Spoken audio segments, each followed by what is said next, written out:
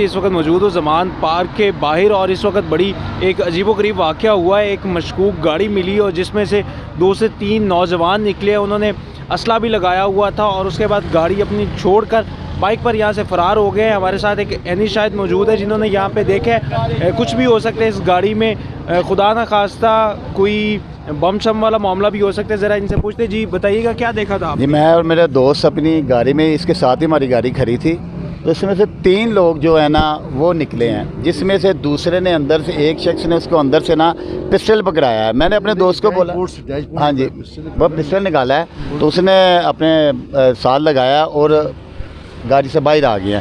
پھر تیسرا لڑکا آیا، چوتھا لڑکا ہے، پیچھے سے آئی ہے بائک، 2 بائکیں آئی ہیں اور ہاں وٹس کار تھی. وہ گاڑی پہ بیٹھا ہے اور 2 موٹر سائیکل پہ بیٹھے ہیں. وہ چلے گئے ہیں. میں نے بھائی کو بولا، میں نے کہا یار یہ گاڑی مشکوک ہو گئی ہے، اپنی گاڑی تو آگے پیچھے کرو. پھر میں نے اعظم